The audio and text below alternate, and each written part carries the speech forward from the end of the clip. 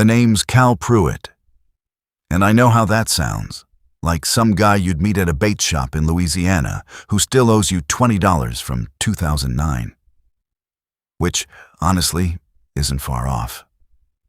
I did spend a lot of time in bait shops. I did borrow money I didn't pay back. I was that kind of person for a long time.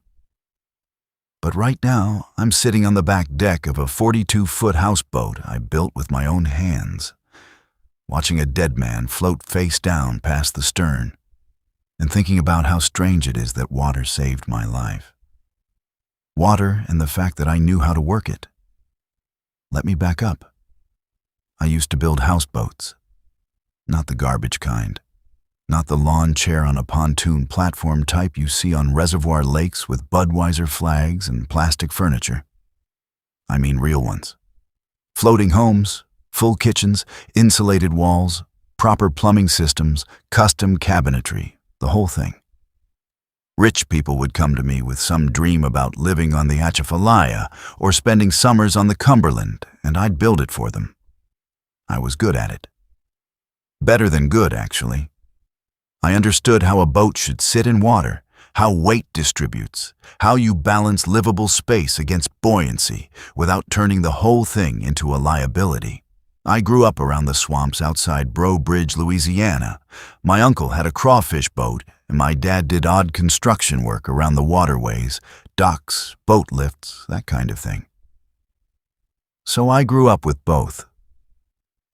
I understood water the way some kids understand baseball. Not because I studied it, just because it was always there. By the time I was 28, I had my own small operation. Just me, and occasionally a guy named Pete Duval, who I hired when I needed an extra set of hands. We worked out of a little dockyard outside a river town in southern Louisiana called Grosse Tête, which is French for big head, which Pete always thought was hilarious. I had a shop there, a covered dock, a modest reputation among the kind of wealthy eccentrics who wanted something a little different from the usual vacation property, a floating home on a quiet bayou channel. I'd sold maybe a dozen of them over the years, not getting rich, but not starving either. That's where I was when everything went wrong. It started slow. That's the part nobody talks about enough. It wasn't one morning where you woke up and the world was on fire. It was like a week of bad news that kept getting slightly worse. First, there were reports from big cities, Houston, New Orleans, Memphis, about some kind of outbreak.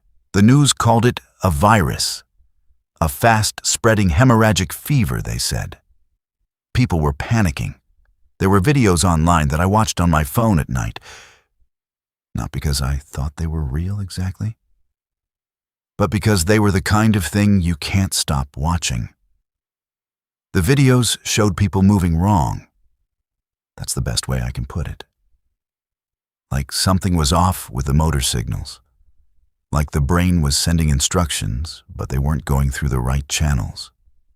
People stumbling in groups, not running, just walking, kind of persistently, in whatever direction there was noise or movement. I watched those videos and felt something cold settle into my stomach. Not panic, just that specific kind of dread you get when you understand a thing before you're willing to admit you understand it. I was in the middle of repairing an old houseboat at the time. A 38-footer that had been abandoned at my dock for 3 years after the owner defaulted on the last 2 payments. The hull needed work. The electrical was a disaster. I'd been meaning to strip it and sell it, but kept putting it off. And then suddenly, I was glad I hadn't. By the 3rd day of the news coverage, the town had gotten weird. The gas station on the main road had a line stretching out into the street. People buying everything. A woman I recognized from the hardware store drove past my dockyard at about 60 miles an hour, which was twice what that road was meant for. Pete called me that afternoon. He sounded out of breath. "Cal, You watching the news? Yeah. My sister's in Baton Rouge. She said they're evacuating downtown. She said she saw... He stopped. I could hear him breathing. I'm going to go get her. I told him I understood. I told him to be careful. I never heard from him again. I don't know exactly what happened to Pete Duval. I've thought about it enough that it's become a kind of background noise in my head, a thing I push past every morning without looking directly at. He had a good truck and decent instincts, and he loved his sister. I hope that was enough. I genuinely don't know. After he left, I stood in my shop for about an hour just thinking. The radio was on. The broadcasts were getting more fractured. Stations cutting out, emergency alerts repeating on a loop. Voices that sounded scared, trying to sound professional.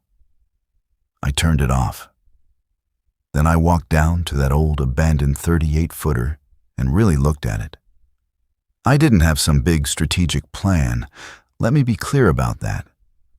I wasn't some survivalist genius sitting on a cache of supplies with a 10-step emergency protocol.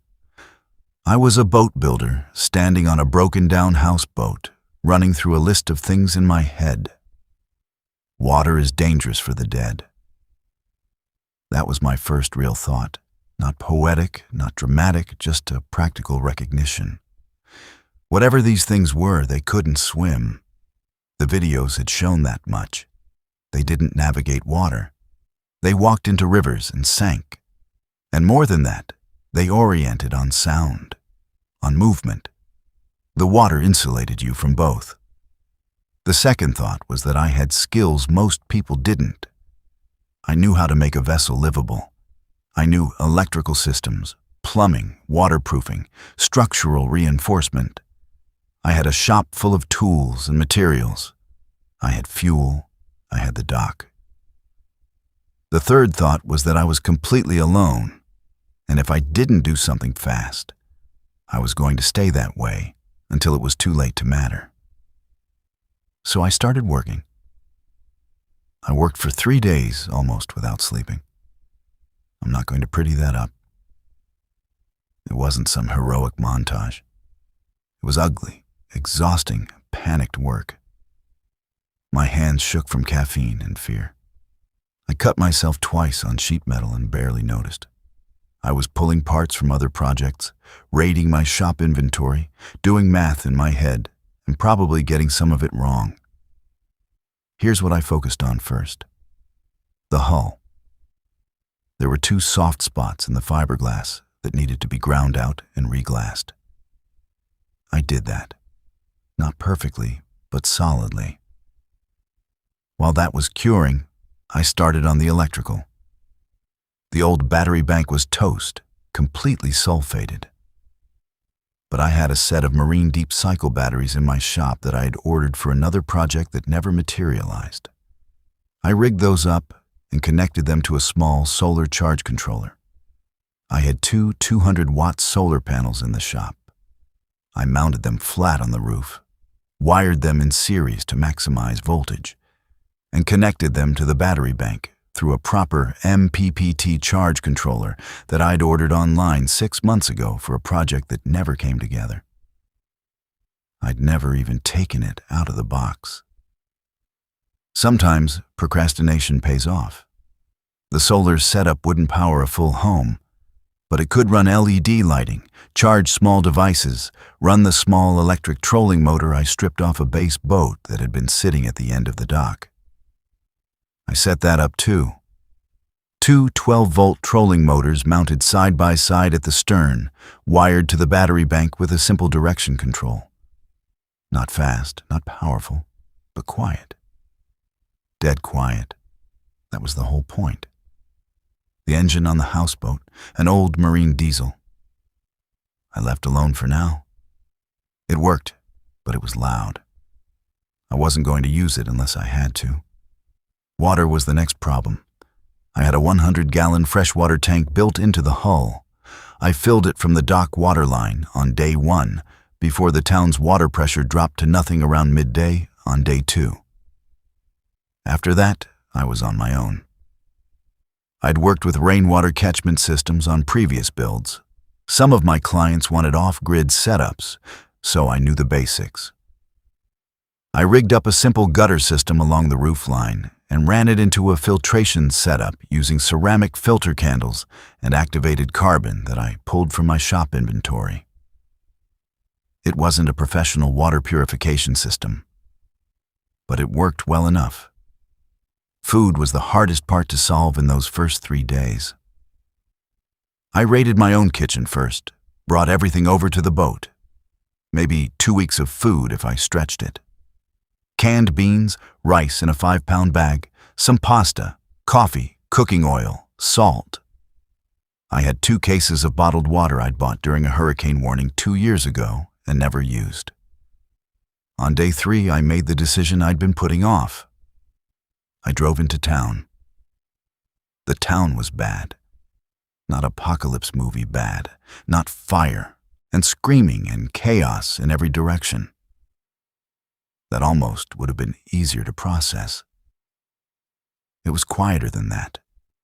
Most people had already left or were in the process of leaving. There were abandoned cars at odd angles on the main road. One house had its front door standing wide open, a dog sitting on the porch looking confused. I went to the hardware store first. The owner, Dale Fontenette, was gone. But the building was unlocked, which told me he'd left in a hurry. I loaded my truck with everything useful I could find. More marine rope, a come-along winch, bolts and hardware, a hand pump for fluids, a couple of marine-grade LED floodlights, silicone sealant by the case, a good knife, 2 hacksaw blades, a roll of heavy wire mesh. Then the grocery store. Most of the shelves were stripped, but people panic in predictable ways. They take the obvious stuff first. I went for the things that were still there. Cooking oil, every bottle on the shelf. Dried beans in the bulk section. Rice, 2 big bags that had been pushed behind a display and overlooked. Vinegar, salt, a case of canned tomatoes from the back stock room where nobody had thought to look. Vitamins. I found a small pharmacy at the back of the grocery store. One of those CVS-style sections inside a bigger store. I cleaned out the first aid aisle. Antibiotic ointment, bandages, antiseptic, ibuprofen, acetaminophen, prescription drugs. I didn't touch most of them because I didn't know what they were and I didn't want to guess wrong and hurt myself. I took the antibiotics. I know enough to know those could matter. I was loading the second run of boxes into my truck when I heard the sound. It was coming from the far end of the parking lot. A low, irregular kind of shuffling. The sound wasn't loud. That was the thing. It was almost quiet. But it had a consistency to it, a rhythm that didn't match anything natural, like someone dragging their feet, but in a pattern that kept repeating. I stood very still and watched. There were 3 of them. Coming around the corner of the building from the street side, moving in that wrong-gated walk I'd seen in the videos. Heads tilted at odd angles, arms loose at their sides, moving toward the sound my truck door had made when I closed it. I got in the truck. I closed the door slowly, didn't slam it. I started the engine and pulled out of the parking lot at the same speed I'd arrive at church. Careful, deliberate, not fast enough to make noise that carried. They turned toward the sound of the engine. Walked after it. I drove back to the dockyard and started loading my boat. I spent 4 more days at the dock after that, finishing the houseboat. I worked at night with LED lights after I realized that daytime noise was more likely to draw attention from the road. The town wasn't empty yet. I could hear vehicles sometimes, distant and sporadic. Twice I heard what I was pretty sure were gunshots. By day 8 after the outbreak began, I was done. or done enough. I named the boat Paulette, after my mother, who died of a stroke when I was 19, and who always said the only thing she'd ever really wanted was to live somewhere quiet by water. I figured she'd appreciate it. Paulette was 42 feet long, 12 feet wide at the beam. She sat about 14 inches below the waterline when fully loaded, which was good. Low profile, hard to see at distance from the banks. The hull was solid now, the fiberglass repairs cured and painted over with dark green anti-fouling paint I'd had in the shop. That was partly practical, protection against fouling, and partly deliberate. Dark green on a bayou is close to invisible. The interior, 2 rooms plus a small head and a galley kitchen. I'd stripped out the ruined carpet and laid down marine plywood over the existing floor, flat, easy to clean, nothing to trap smells. The main cabin was about 20 feet long. I built a fold-down work table along one wall, storage shelves on the other, 2 pipe berths that folded up against the wall when not in use. Simple. Functional. The second room I kept empty except for supply storage. The roof was my best asset. 4 solar panels now. I'd found 2 more at the hardware store and wired them into the system. Plus the rainwater catchment gutters. Plus a small raised platform I could stand on to see over the riverside vegetation. I built a simple retractable awning out of dark canvas, so the roof wasn't visible from any distance. The trolling motors would move me at about 4 knots. Slow, but the bayou wasn't a place for speed anyway. Slow was fine. Quiet was better. I untied Paulette on the 9th day at dawn, pushed off from the dock I'd worked at for 6 years, watched it get smaller behind me, and turned into the current. I didn't feel triumphant. I felt scared, tired, and very alone. The first 2 weeks on the water were quiet in a way that was almost harder than noise would have been. I settled into the bayou system east of the main river, a network of channels and overflow lakes that I'd worked in for years. I knew which channels were deep enough to navigate. I knew where the low bridges were, where the bank vegetation grew thick enough to hide under. My routine settled into something I didn't plan, but that just naturally formed. Wake at first light. The light through the cabin's small porthole windows changed before I heard anything outside, so light became my alarm. Sit still for 15 minutes and listen. If it was quiet, I'd ease open the stern door and look out. Mornings on the bayou in those weeks were strange. There was still birdsong, still the usual herons and egrets moving across the water. The natural world hadn't gotten the memo about the collapse of human civilization. The Spanish moss still draped the cypresses. The water was still dark brown from tannins, the usual color. Occasionally, an alligator would slide off a bank somewhere, and the water would accept it with a sound like a door softly closing. I didn't see many infected in those first 2 weeks. A few on the banks, distant figures that moved along the edges of the water, but never into it. Once, what looked like a whole crowd of them on the far side of a broad lake, maybe 300 yards off. Too far to see detail. I went to the other side of the cabin and sat against the wall and didn't move for an hour. And when I came back out, they were gone or too spread out to see. The thing about them was the noise, or specifically the fact that they responded to it. When I was working, cooking, moving things around, I had to retrain every instinct I had. I dropped a wrench on the deck one morning and froze, then spent the next 10 minutes scanning every bank in sight. Nothing came. But I taped foam weather stripping to the inside of every cabinet door after that. I started wearing socks over my shoes when I walked on the deck. I learned to pour water slowly and stir without scraping the pot. The electric motors were everything, worth every hour I'd spent wiring them. Fishing helped enormously with food. I had 2 rods and a tackle box that I'd brought from the shop.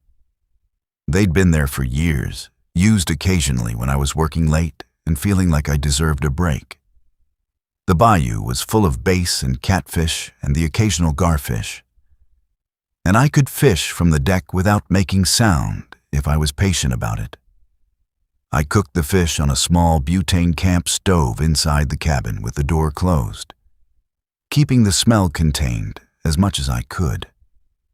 By day 12, I'd settled into something I could almost call stable, which is when everything changed.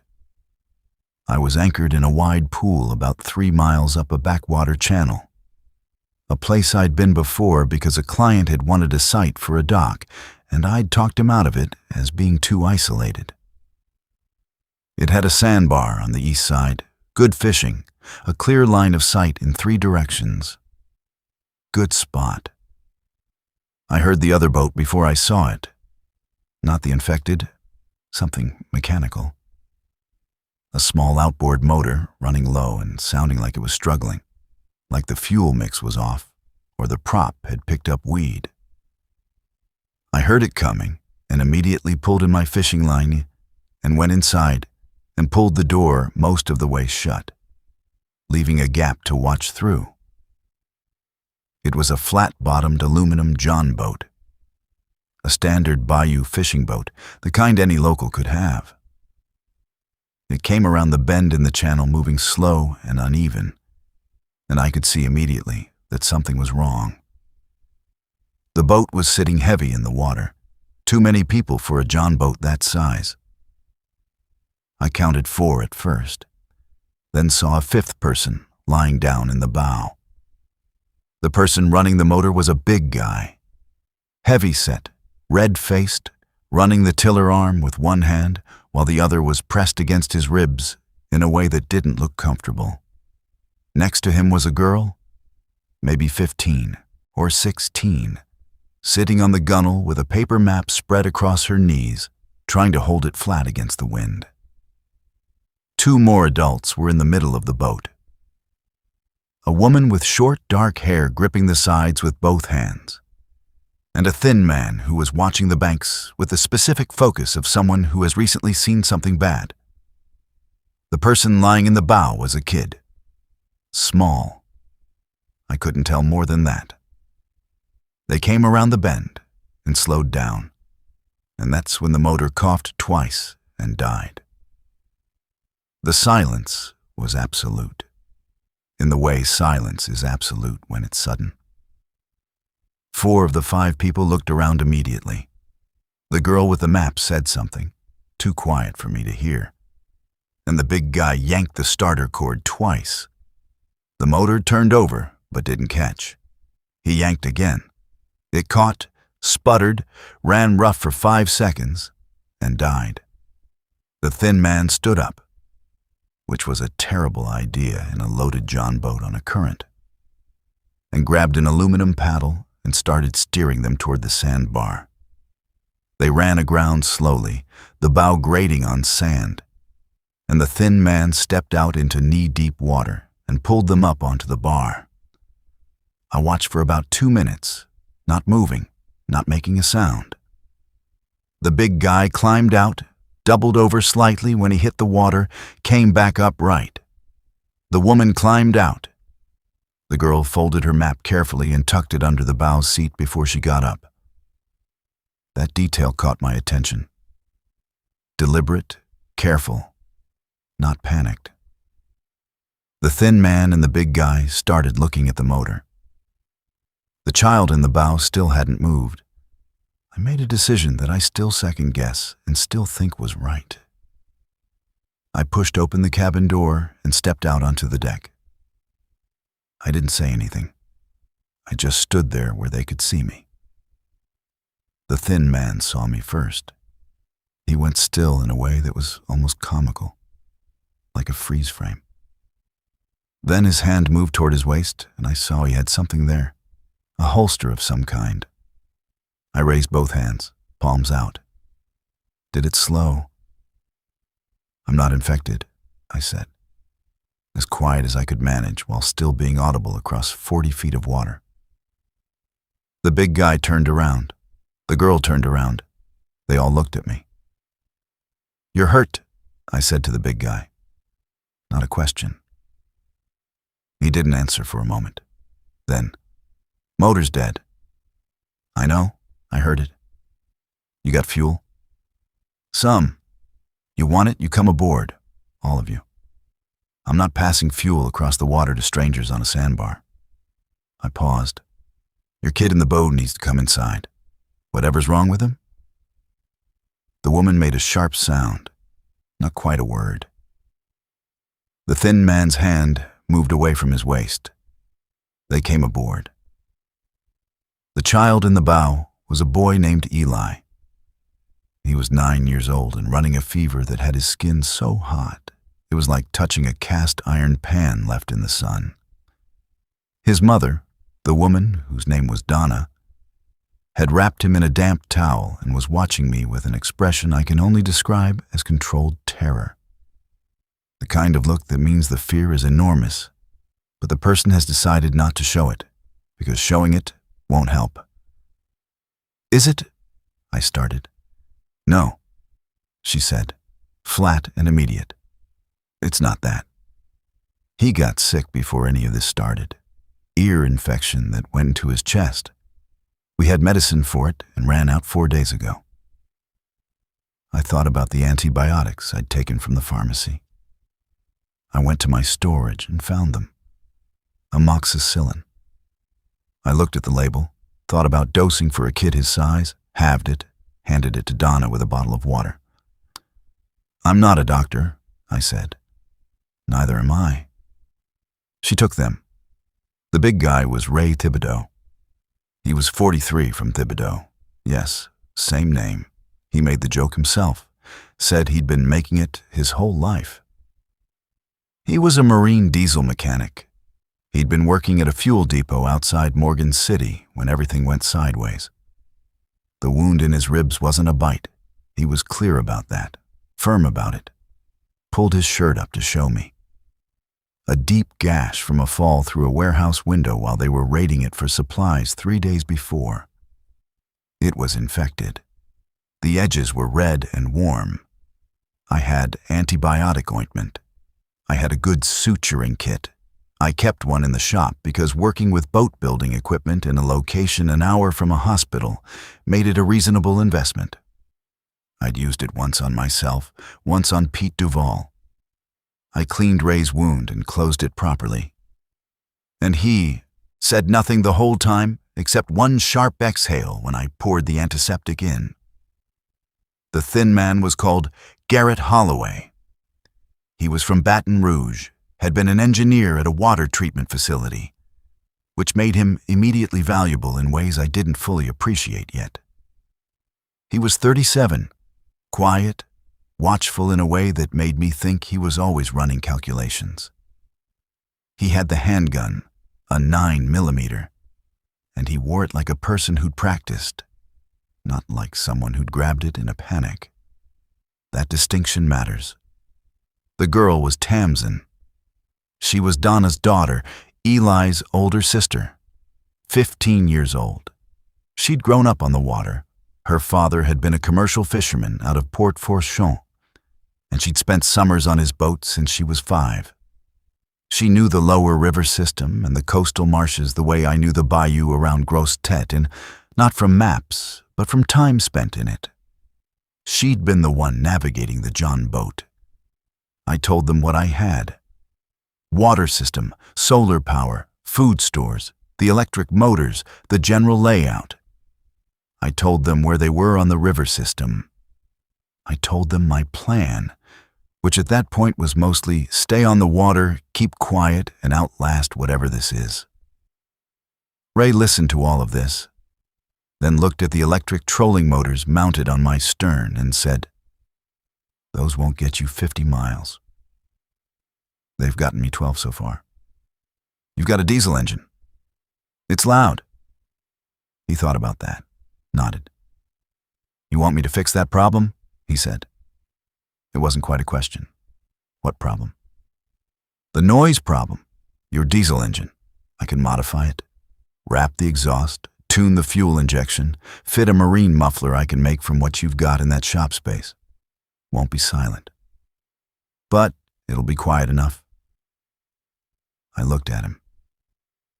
He was sitting with one hand pressed against his ribs, running a fever himself from the wound infection, offering to be useful. I respected that completely. Get better first, I said. He did mostly. 3 days. The antibiotics helped. The rest helped more. The 5 of us figured out how to live in 42 feet of boat in about a week, which mostly involved everyone accepting that personal space was a concept we were temporarily setting aside. Donna and Eli took the second cabin. Garrett slept in the main cabin on one of the fold-down berths.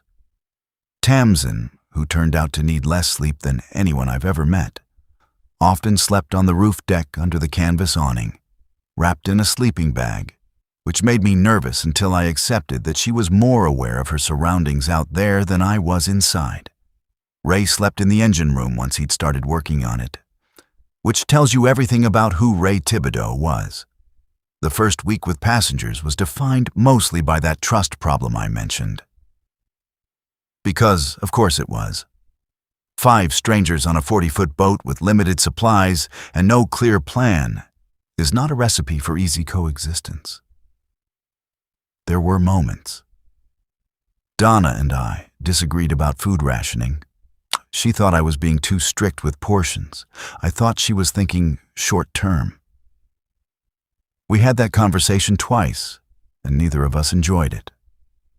Garrett was the kind of person who observed and calculated, and then occasionally dropped an opinion like dropping a rock in still water, and it was sometimes right and sometimes deeply irritating. The real moment came on day 4. Garrett had figured out, from watching my supply organization and the way I'd built the storage systems, roughly how much food we actually had. He came to me in the evening, stood in the galley doorway, and laid out the math. At current consumption rates, 5 adults and a sick kid, we had maybe 3 weeks, possibly 4 if we were very disciplined.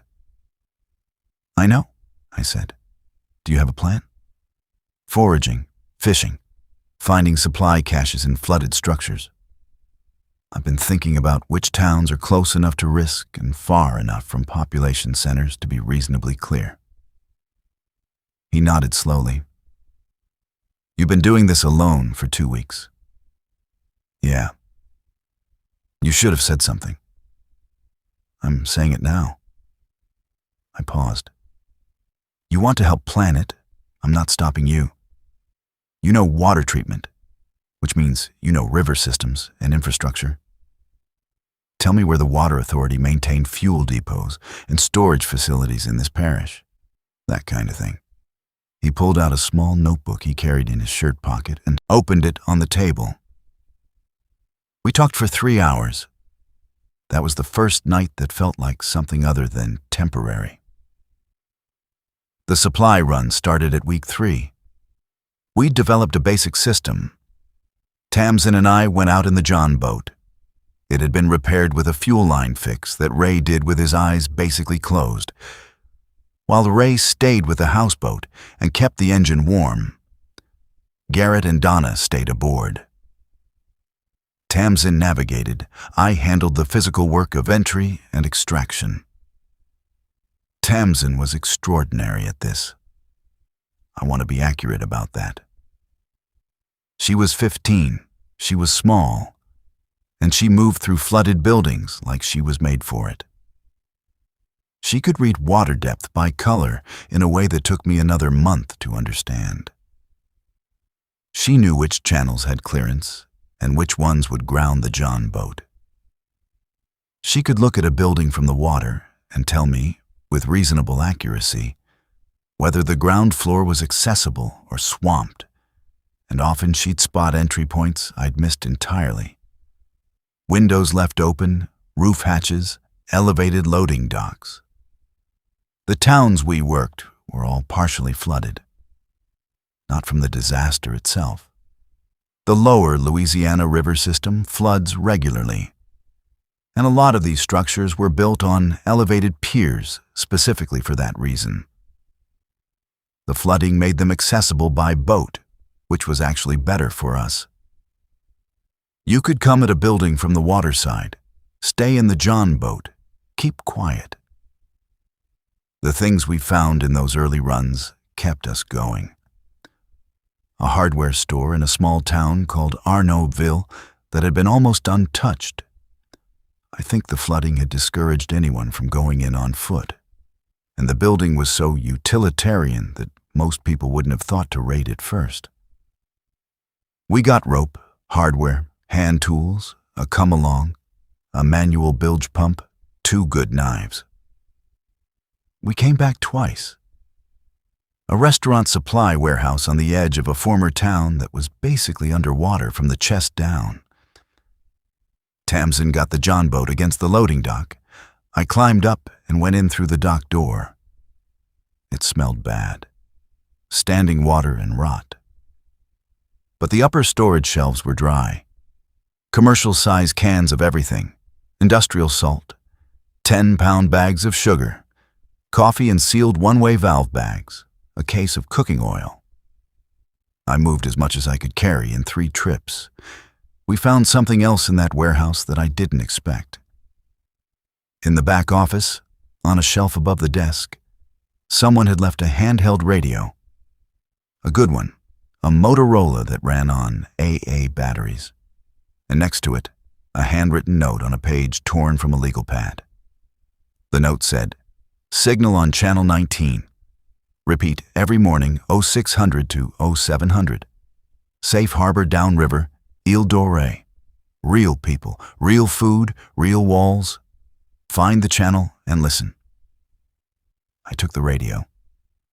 I didn't say anything to the others about it right away. I needed to think. The thing about the note was that it could have been real. It could also have been bait. Those 2 possibilities were both completely serious, and I had no way to distinguish between them from a piece of paper. I brought it up at dinner that night. Rice and catfish, the standard meal which Donna had gotten creative with by making a kind of gumbo from the commercial canned tomatoes and some spices we'd found. I put the radio on the table and read the note aloud. Nobody said anything for a moment. Then Ray said, "Eel Dore, you know it? It's an island, well, a rise in the marsh, technically, about 40 miles downriver and south. There's a community of camps out there, fishing camps, hunting camps. People have been building out there for 50 years.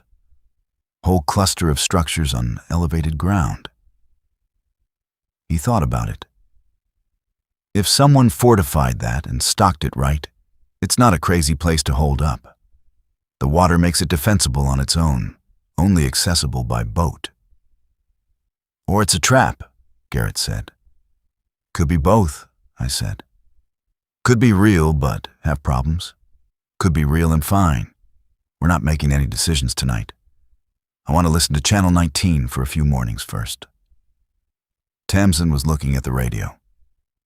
"Can I hold it?" I handed it to her.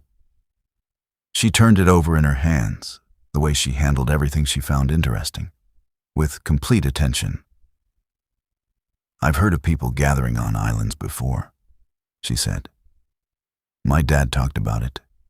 He said if things ever got really bad, you'd want high ground and you'd want water between you and whatever was coming."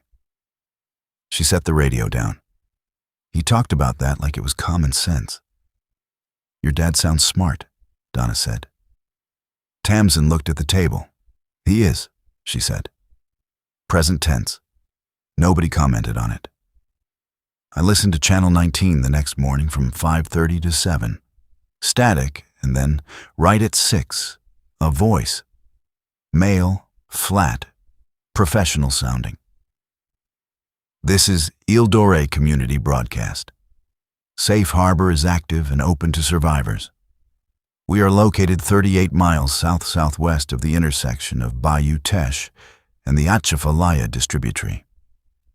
Follow channel markers, red paint on cypress knees, white on dock posts, medical available, food available, space available.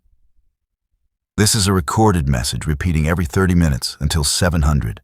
Come if you can. I played it twice. Then I sat there for a bit. Then Tamsin knocked on the door frame of the cabin.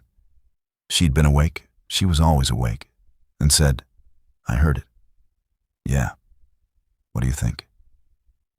"I think it sounds real," I said, which is either actually good or very bad. She sat down across from me. My dad, when he talked about bad scenarios, he always said the worst thing was not deciding. He said waiting to decide was still a decision, just a worse one. I thought about that. How long has he been? "I don't know," she said. "We lost contact 2 days before we found you. He was south of here." She looked out the porthole. Her face didn't do what most people's faces do when they're trying not to cry. It just went still. "Okay," I said. "We'll decide together. Tonight." The meeting that night didn't go smoothly. Garrett was cautious, which I expected. He wanted more information before committing to a 40-mile run through open water. Ray said his ribs still hurt, but that the diesel engine was now quiet enough to run without attracting anything within half a mile, which changed the math on longer trips. Donna asked practical questions. What if we get there and it's overcrowded? What if the people in charge decide who gets access and who doesn't? What if we're turned away? I didn't have answers to those questions. I said so. "What I know," I said, "is that we have maybe 3 to 4 weeks of food at current consumption. We can stretch that with fishing and foraging, but we can't sustain 5 people long-term in a 42-foot boat moving around a bayou system indefinitely. We need a more permanent base, or we need to get somewhere that has one." "This could be it," Ray said. "Or it could be 40 miles of open water with nothing at the end." Garrett said. "So could staying here," I said. Silence. We listened for 3 more days. Donna said finally, "Same channel, same time. If the signal's still there and consistent, we go." It was the most reasonable thing anyone had said. We agreed to it. The signal was there all 3 mornings. Same voice, same message, same timing. We started preparing for the run south. This is where it got complicated. On the second morning of listening to the radio, Tamsin came to me at first light and told me she'd heard something during the night. Engine noise. Not ours, from the south channel about a mile out. How many? 2 engines, maybe 3. They came up the channel slow, stopped about where that old rice mill sits, then turned around and went back. I thought about that. Could be survivors. "Could be," she said. "But they didn't stop. They circled." She paused, like they were checking. I didn't say what I was thinking. I said I'd keep watch that night, and she should sleep. That evening I went up to the roof platform and watched the south channel as the light died. The mosquitoes were murderous, and I covered up and sat still. An hour after full dark, I heard it. Engines. 3 of them this time, I was pretty sure. Coming up from the south. They didn't come all the way to where we were anchored. They stopped about 800 yards south, where the channel bent and there was a wide pool I'd been using as a turnaround. I could see light, flashlights, or maybe a spotlight on one of the boats, sweeping the banks. They searched for maybe 20 minutes. Then the engines turned south again and the sound faded. I came back inside. Ray was awake. "I know who that is," he said. I looked at him. At the fuel depot where I worked, before all this, There were men there, a group of them, not employees. They'd come and go, always in fast boats, always well armed. The owner of the depot dealt with them. I don't know what the arrangement was exactly, but these men, they controlled fuel access on the South waterways. Not officially. But they were the reason some boats got fuel and others didn't. A gang, I said. That's a clean word for it. They had a name, the Lock Line. That's what the dock workers called them because one of their boats had that name painted on the hull. Ray shifted on his berth. If that's them scouting, it means they're operating again. And it means they've probably heard the Eel Dore broadcast, same as us. They're controlling access to the route south. Or trying to. The waterways are the only real roads now. You control the waterways, you control everything. I sat with that. How many of them? When I saw them, 6 or 7 men on 2 boats, armed like they were getting paid for it. That was weeks ago. Could be more now. I thought about our situation. 1 houseboat with a newly repaired diesel engine and 2 electric trolling motors. 5 adults, 1 still recovering from a wound, 1 an engineer with a handgun, 1 a teenager, 1 a woman with a sick kid, and me. We're not fighting these people, I said. I know, Ray said. We're going around them. He looked at me. Is there a way around? Tamsin would know, I said. Tamsin looked at the charts and the paper map she'd kept from the John boat in her own memory, and she laid out 2 routes. The first was the main channel south, direct, navigable, about 40 miles. The second was through the marsh system west of the main channel, shallower, winding, requiring us to take the John boat through sections where the houseboat couldn't go, and twice through passages where we'd need to be moving at absolute crawl. It added maybe 15 miles and 2 days. Can the houseboat make the marsh route? Garrett asked. The hull draws 14 inches, I said. I know these channels. Most of them are passable. There's one section where I'm not sure. I looked at Tamsin. The old Deuced Pass? It's passable, she said, not hesitating. My dad took his boat through there. It's narrow, but it's deep. Your dad's boat was smaller than this, I said. She looked at me with the particular expression she had when she thought I was being unnecessarily cautious. I'll go through first in the John boat and test the depth. Ray said, when do we go? I looked at the others. Donna was watching Eli. He was better now, the fever gone, but still pale and thin. He'd been quiet since I'd met him, and I didn't know if that was his personality or what he'd been through or both. Tomorrow night, I said. Dark sky, no moon. We run the diesel at the quietest throttle setting Ray can manage, trolling motors to supplement, lights off entirely. Tamsin navigates from the Bunmo. That's a lot of trust to put in a 15-year-old's memory, Garrett said. Tamsin looked at him. She didn't say anything. She didn't need to. It's also a lot of trust in a 42-foot boat built by one guy in 3 days, I said. But here we are. We went the next night. I've had some long nights in my life. The night my mother died. A night in 2015 when a houseboat I'd built suffered structural failure during a client's first week aboard. And I sat by my phone for 6 hours, waiting to hear how bad it was. A night during a bad storm when I was 16, and my uncle's crawfish boat nearly went over. But none of those quite matched the night we ran the marsh route south. The darkness on the water without lights was a specific kind of darkness.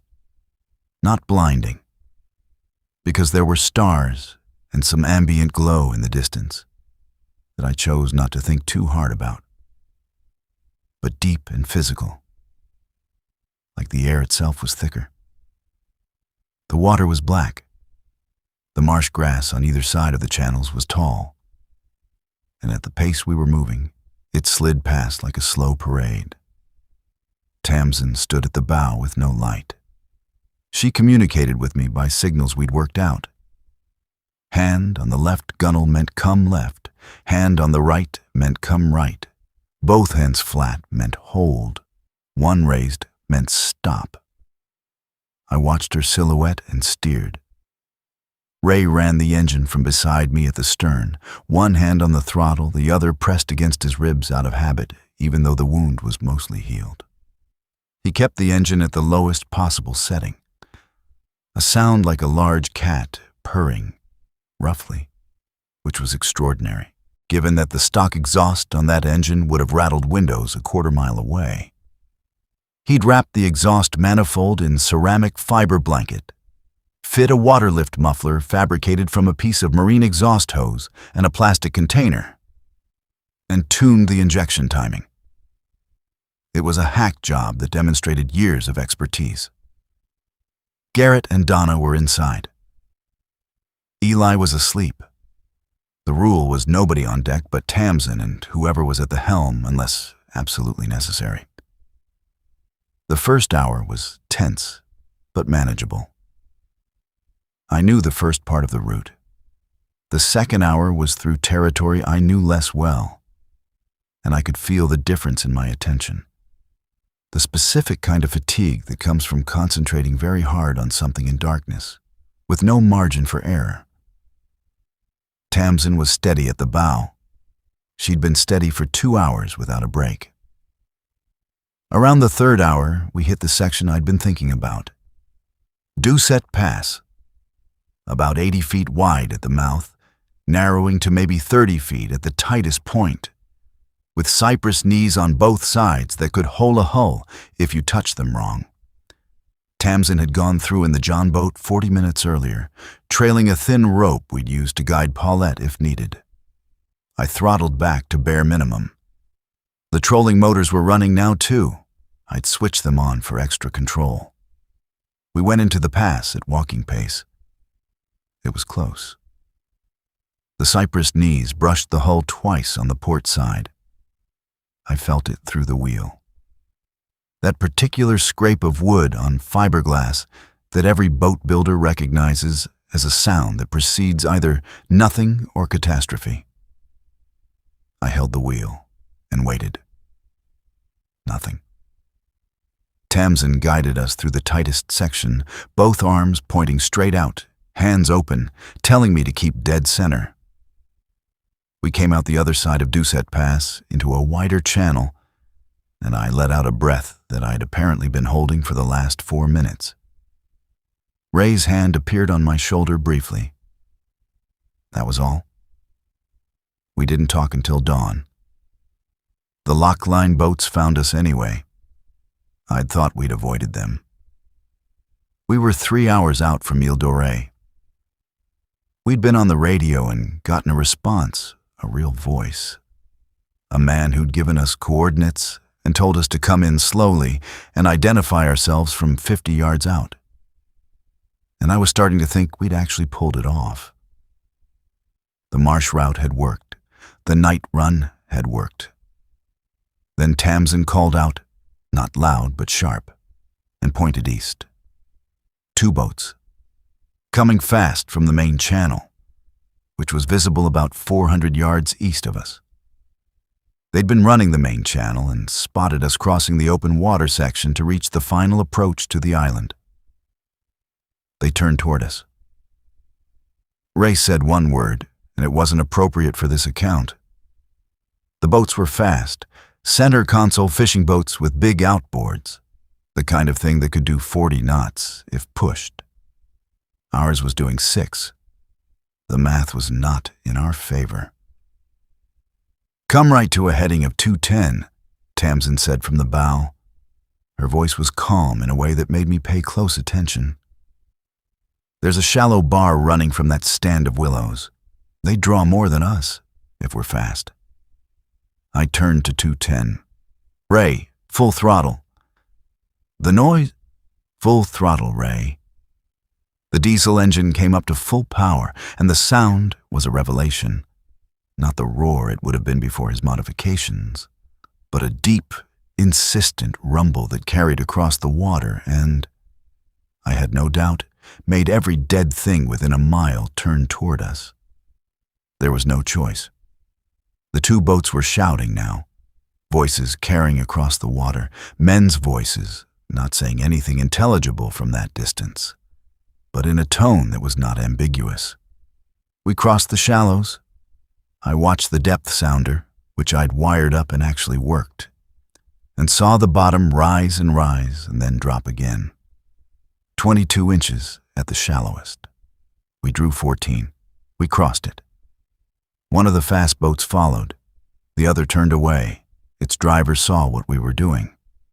The second one either didn't see or didn't care. It hit the bar at speed. The sound was spectacular. The bow of the boat lurched up and crunched, and the engine's lower unit struck sand and stalled, and the whole boat skewed sideways, throwing one person over the gunwale. The other boat circled the scene, not following us. We ran. I don't want to make that sound clean, because it wasn't. My hands were shaking on the wheel after we were clear. Donna was in the doorway of the cabin, white-faced. Garrett had his handgun out, which was probably pointless against a faster boat, but at least helped him feel like he was doing something. Tamsin was still at the bow, looking back. "They'll follow eventually," she said. "I know. We're 20 minutes from the coordinates." "I know." She came back from the bow and stood beside me. I looked at her. She looked at the horizon. "My dad used to say speed is expensive," she said, "but sometimes you spend it." We got to Eel Dore 23 minutes later. The island was not what I expected, and also exactly what I expected.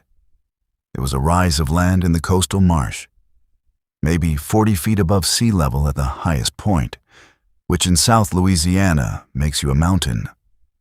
There were structures on it, real structures, a collection of fishing camps and hunting lodges that had been built up over decades, now connected by boardwalks and reinforced walls, and something that looked very much like a perimeter fence, made from boat dock lumber and chain-link sections.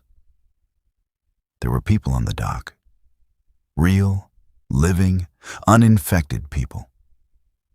A man in his 50s met us at the dock line, helped us tie off, which was a gesture of such normalcy that I nearly forgot for a moment what context it existed in. He introduced himself as Walt Carver. He was a retired marine engineer. He'd been one of the first people to the island when everything collapsed, had the radio, had the supplies, had the sense to start broadcasting.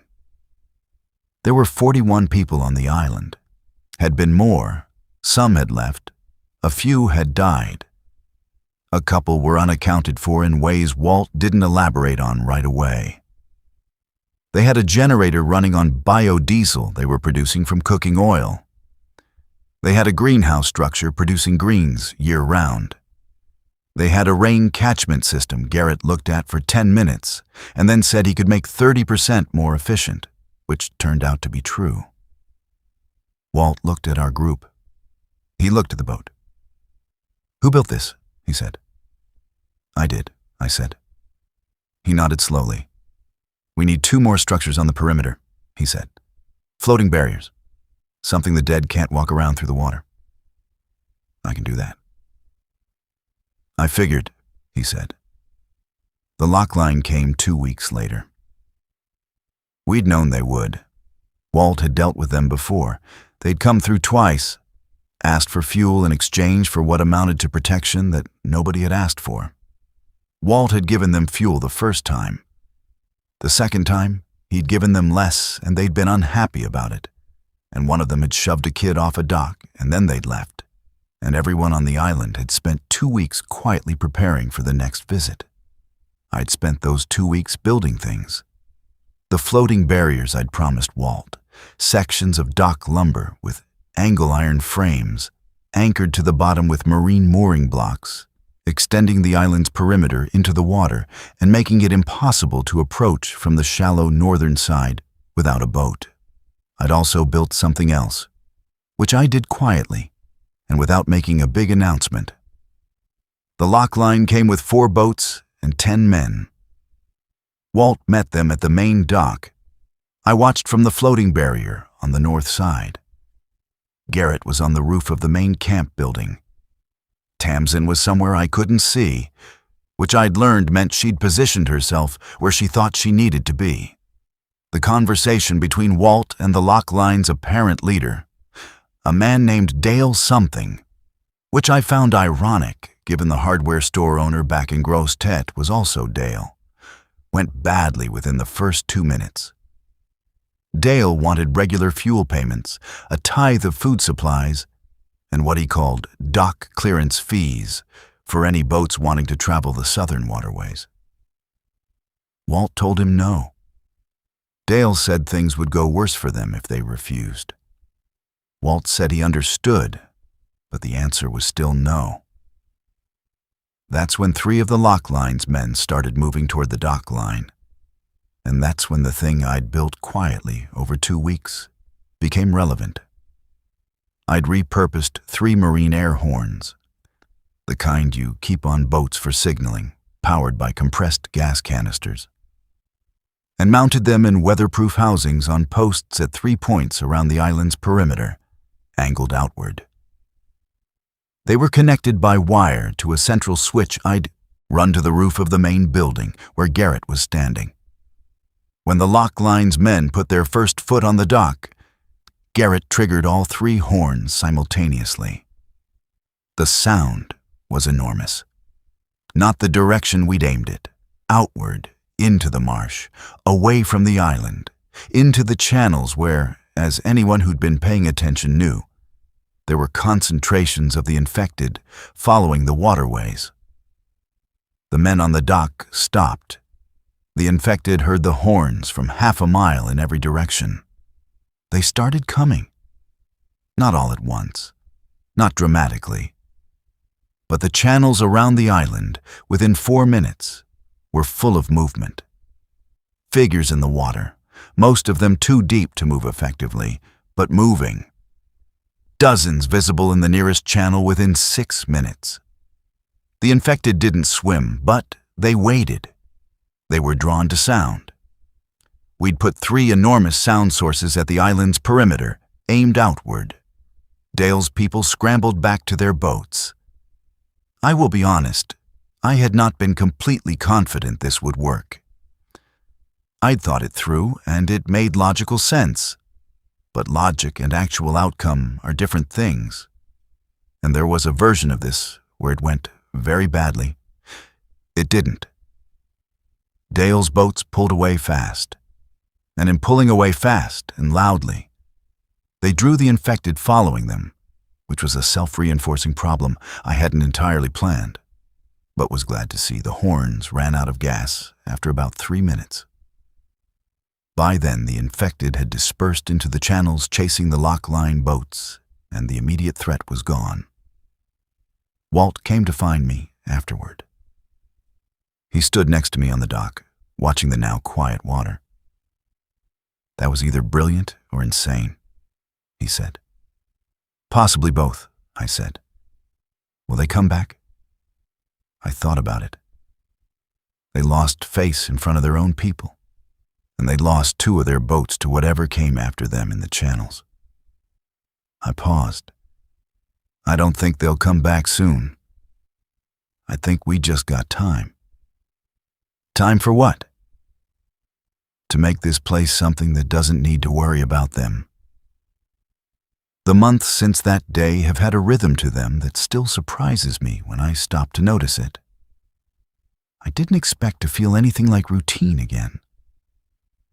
I didn't expect to go to bed at a specific time and wake at a specific time and have tasks I was responsible for.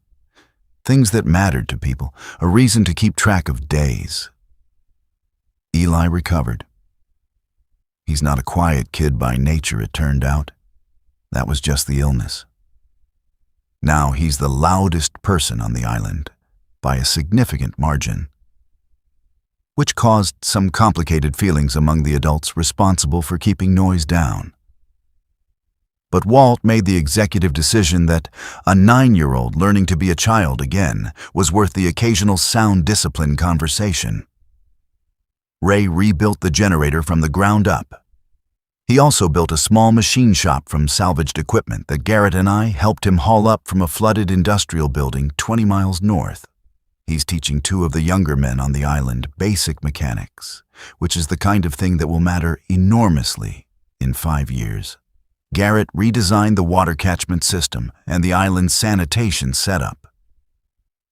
He's meticulous and sometimes annoying about it, and also completely right about everything, which is a combination of traits that I've had to make my peace with. Tamsin does the scouting runs now. Not alone. I set that as a rule that she eventually accepted. But she leads them. She has an instinct for the waterways that I've stopped trying to explain and just rely on. She's also started teaching the navigational knowledge to others, which she does with a patience that she mostly doesn't extend to other things. 2 weeks ago, I saw her showing a 12-year-old boy how to read water depth by color. And the way she explained it was almost word for word how she'd explained it to me. I think about her dad sometimes. I never say anything. Neither does she. I built 3 new structures since arriving at Eel Dore. 2 are functional. Additional living quarters for the island's growing population, built on floating platforms anchored to the island's northern shore. Because land space is limited, and what I know is floating structures. The 3rd one I built for myself, which maybe sounds selfish, but Walt told me to. It's a small workshop, 12 by 16 feet on its own floating platform, connected to the main island by a gangway. I keep it full of tools and materials and projects. Most of what I build now is practical. Repairs, improvements, new systems for the island. But sometimes, when things are quiet, I build things I don't know the use of yet. Structural experiments, new ways of joining materials, ideas I can't fully articulate. My mother always said, useful hands make a quiet mind. She didn't say it was easy. She said it was possible. The infected are still out there. I want to be clear that none of this was a solution to that. Just a management of it.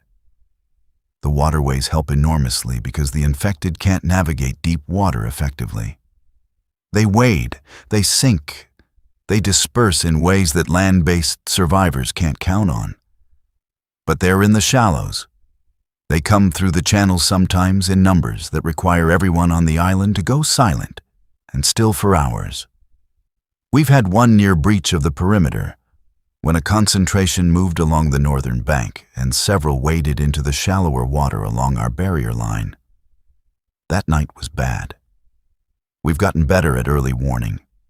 Tamsin has a system, small bells on trip wires at 3 points in the approach channels, a combination of wind movement and current that she's modeled from her father's knowledge of how water carries sound and movement downstream.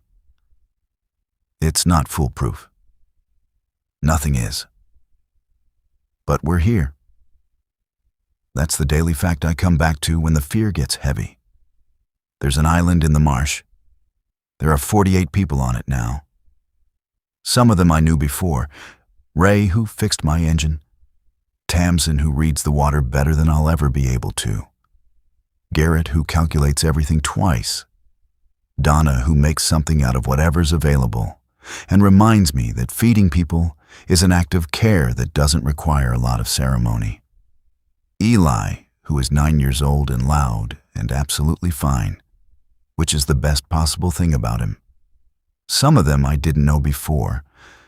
People who came in on boats after hearing the broadcast. People who found us the same way we found the note in that restaurant warehouse. Whole other stories I only know in pieces. A family of 4 from New Iberia. An older woman who was a nurse and who I'm pretty sure has saved 3 lives since she arrived. A young man who doesn't talk much, but who can catch more fish in an hour than anyone else on the island, by a margin that makes the rest of us feel embarrassed for trying. We don't know what's coming. We don't know if there are other places like this, other communities that figured out their own version of the same logic. The radio picks up transmissions sometimes. Fragments, other voices on other channels, signals that suggest other people are out there doing what we're doing, surviving by being specific about it, by using what they know. I know water, I know wood and fiberglass and steel cable and load distribution and the physics of floating objects in moving currents. I know how to make a thing that's meant to hold up against everything the water throws at it. That turns out to be enough to start with. Paulette is still at the main dock. I keep her in better shape than anything else on the island. She's not the same boat she was when I pushed off from the Gross Tate dockyard. Ray's done so much work on the engine that it barely resembles its original configuration, and I've added 2 more solar panels and a proper water maker and new berths and a work surface in the second cabin. But the hull is the same. The bones are what I built in 3 panic days while the world was coming apart at every seam. She sits in the water and she doesn't sink. That's not a small thing.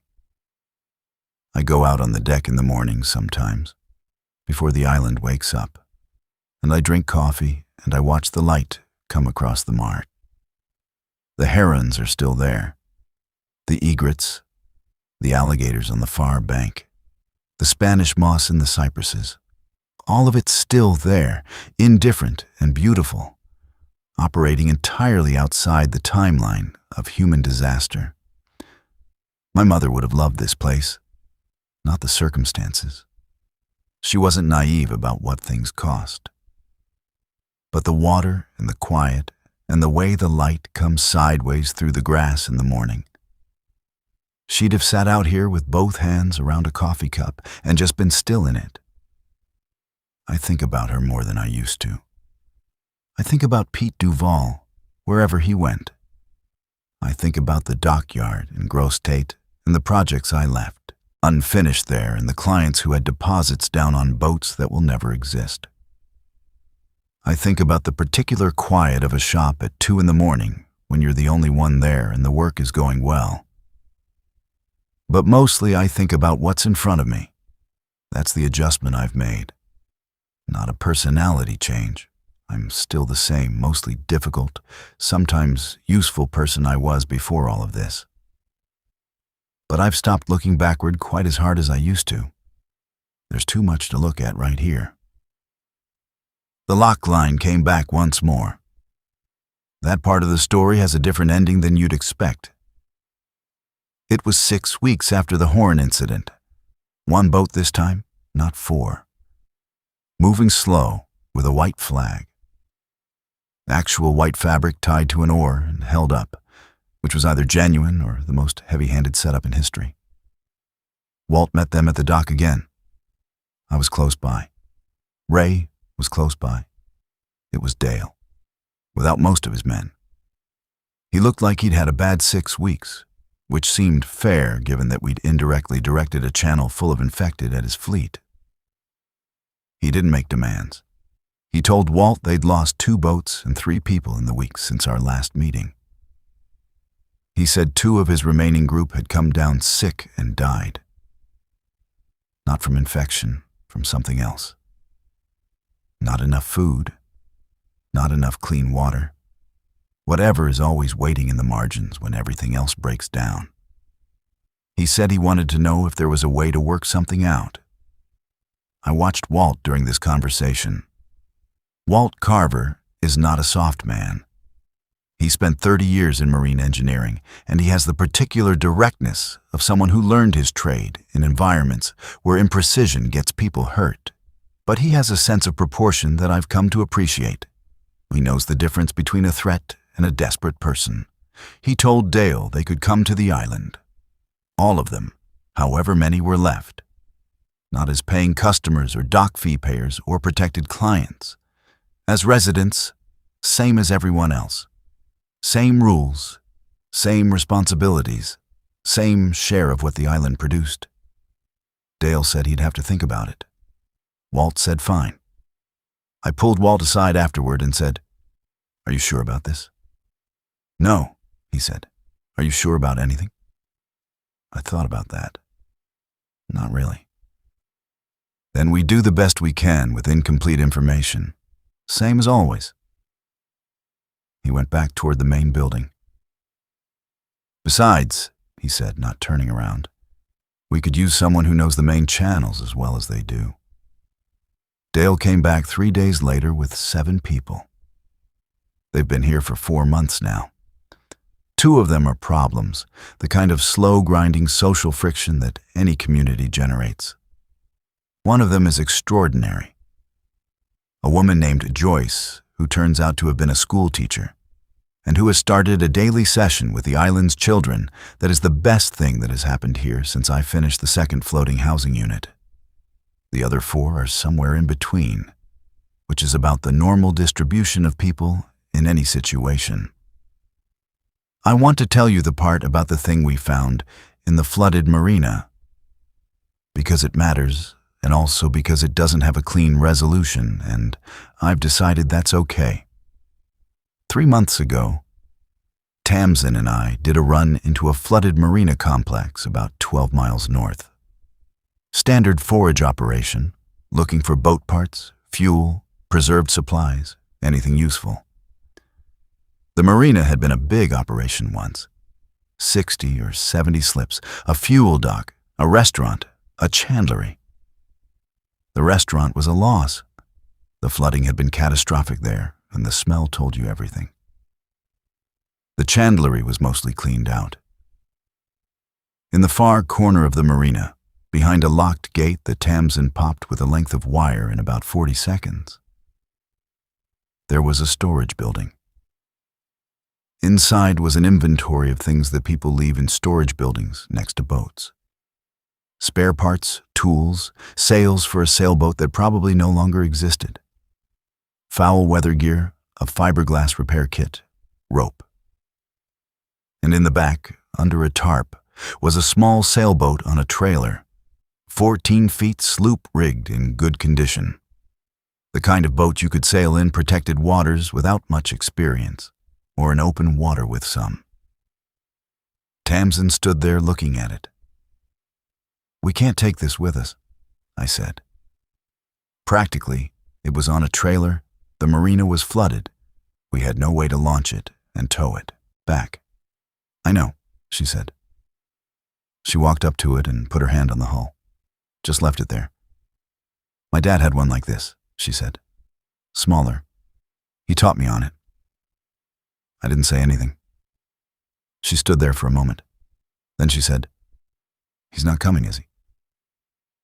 Not a question. Or if it was a question, it was one of those questions that already knows its answer and is just trying out what saying it out loud feels like. "I don't know," I said. Which was true, but not the whole truth of what I was thinking, and she knew that. She took her hand off the hull. She looked at the sailboat for another moment. Then she turned around and walked back toward the John boat and started checking the fuel line, which was something she did when she needed her hands busy. I didn't follow her immediately. I stood there for a bit looking at that sailboat.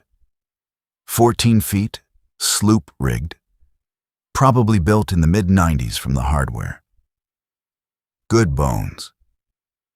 Someone had loved it and stored it properly, and it was here, dry, intact, while the person who loved it was somewhere else entirely. I took one of the foul-weather jackets from the storage room. Tamsin's size, bright yellow, a good one, the kind with sealed seams and a real hood. I folded it and put it in my bag. I didn't tell her that's what it was when I handed it to her back on the houseboat. I just said I'd found it. She put it on immediately, even though it was 70 degrees, and wore it for the whole ride back. That's mostly the story, the way stories go when they don't end cleanly. Which most real ones don't. I'm still here, still building, still listening to the water. Ray is planning to try to get the main island generator running on methane from a digester setup he's been designing for 2 months, which is either going to be brilliant or going to smell terrible, and possibly both. Garrett is running water quality tests every week and keeping records in a notebook that he maintains like it's a legal document.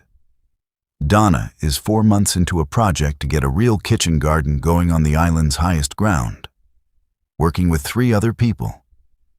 And last week, she produced actual fresh tomatoes for the first time. And there was a quiet kind of celebration that nobody announced, but everyone participated in. Tamsin is 16 now. She had her birthday 3 weeks ago. Walt made an announcement about it at dinner, which embarrassed her completely, which was probably Walt's intention. She came to my workshop afterward and sat on the dock with her feet over the water. She said, "Do you think he ever found somewhere like this?" I knew who she meant. "I think," I said, "that a man who raised a kid who can read water depth by color in the dark at 3 in the morning probably figured something out." She didn't say anything. But after a minute, she nodded, just once, looking at the water. The marsh was dark. The stars were out. There was an owl somewhere in the cypress trees on the far bank, a sound so normal it still catches me off guard sometimes, the way normal things do when you've been living in the middle of something that isn't. The water moves. It always moves. You learn to read it or you don't, and if you do, it tells you things. Where depth is, where current runs, what's coming from which direction, what the day is going to be. I've been reading water my whole life. It kept me alive when nothing else could. That's not a metaphor, and it's not a revelation.